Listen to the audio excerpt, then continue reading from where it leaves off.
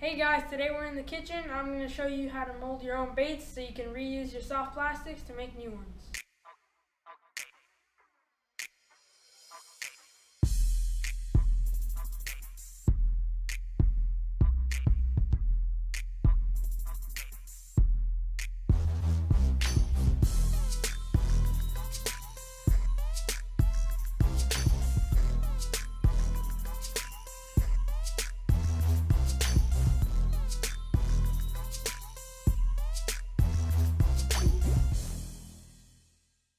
Supplies you're going to need. We will have a link in the description below of all these things.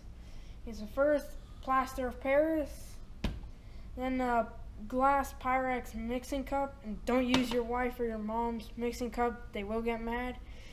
A container to put the mold in, and some sample soft plastics that you're going to make the mold of, a mixing bowl, a spoon to take out plaster and mix it, and 2 small paintbrushes, one to apply epoxy, which is optional, but it will make the base shinier, and the other one to apply soap to the first mold so the second half doesn't stick to it, and a timer, and some used soft plastics. Okay, so the first step is the Plaster of Paris is a 2-to-1 mixture, so I'm going to use half a cup of water, which means I have to use 1 cup of plaster. So first get half a cup of water, pour it into the mixing bowl. Okay, so now I'm going to mix the cup of plaster with the water, and when you do this, you don't want to pour in the whole thing just at once. You want to take out small bits and then pour that in and mix it.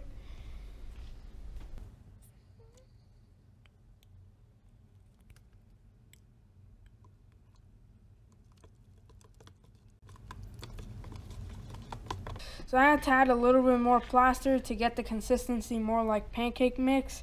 So right about there is okay. So now you want to put the spoon aside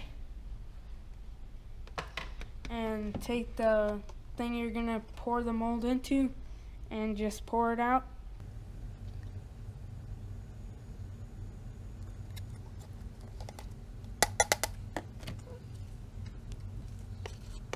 So now what you want to do is just drop it like this to get all the air bubbles out that are still trapped underneath.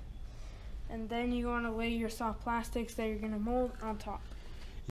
I'm trying something new. These are incense things that I got at the dollar store, and I cut the tips off a bit to make it wider.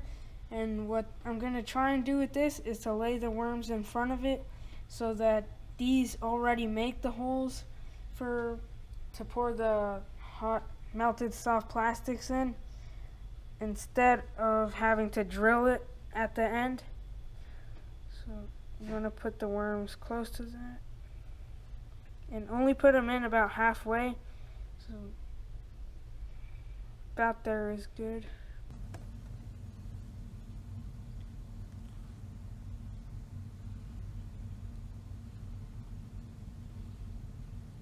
You're gonna leave them here for 20 to 30 minutes. Alright guys, so it's been 30 minutes and the mold is dry.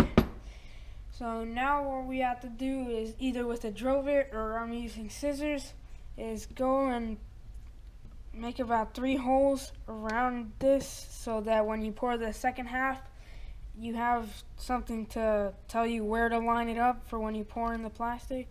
So I've already made 1. Okay, so I finished making the holes with the scissors, just spinning them around, carving them out. Okay, so now the next step is to apply this clear hand soap all over the mold so that when you pour the second half on top of it, it doesn't stick to the original one, and it makes it a lot easier to peel off.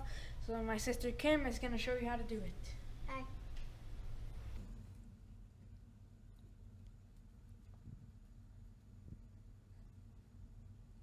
Okay, so now as she keeps working on putting the soap on the mold, I'm going to make the second mixture, which is going to be the same as the first one. So half a cup of water and a cup of plaster.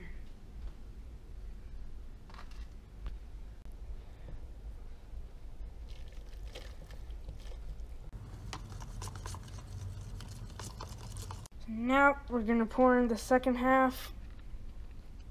Alright guys, the second half is done drying. I had a problem with the holes. Only one of them sort of came out, the other two snapped off. Use caution when separating the two halves. What I use is a flathead screwdriver to pry these open.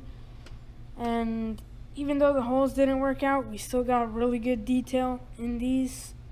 So I think it'll still work, and the incense idea worked out well.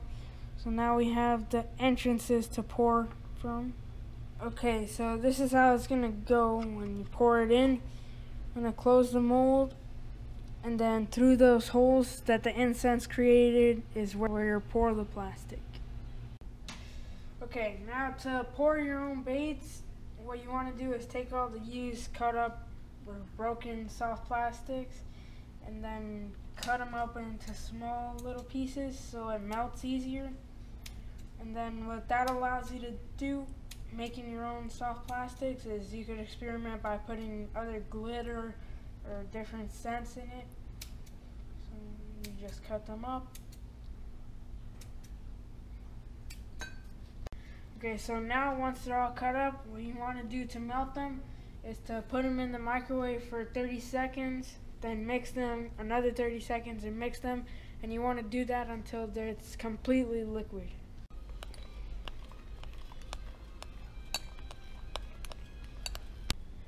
Plastic's all melted, and we go. Baits would come out a bit better and more solid with an injector, but you can still do it this way. The only thing is that they come out a bit softer, which is still good. I'm liking this color combination.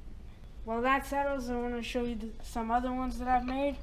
This one is a mold with 4 stick baits. Put epoxy on these. You see it's a bit shiny and kind of looks yellow. And all that does is make the baits a bit more shiny. And then this one is a hardtail swim bait. These baits are just about done. The good thing about this is that all the plastic that spills out, you just put back into the measuring cup and you can melt it down later. So none of this is wasted. And we left it for about 3.5 minutes, cooling inside the mold. Here we go.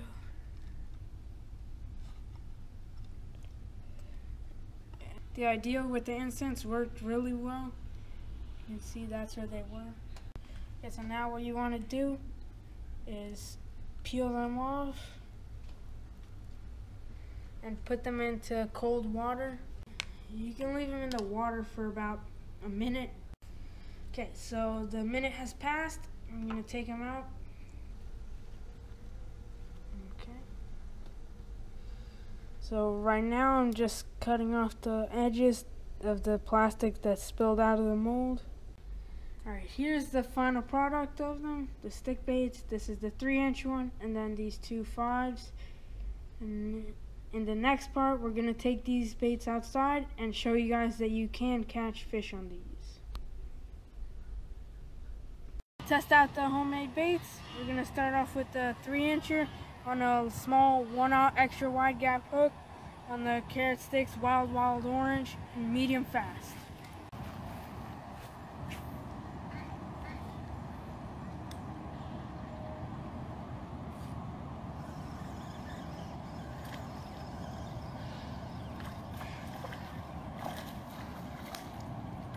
Oh, there's a peacock chasing him. Guys, as you can see, 3-inch homemade Senko with a bass, but this proves it can catch fish.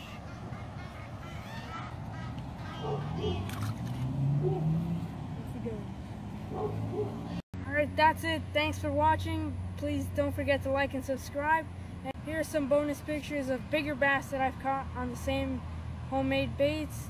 They're just in a different color.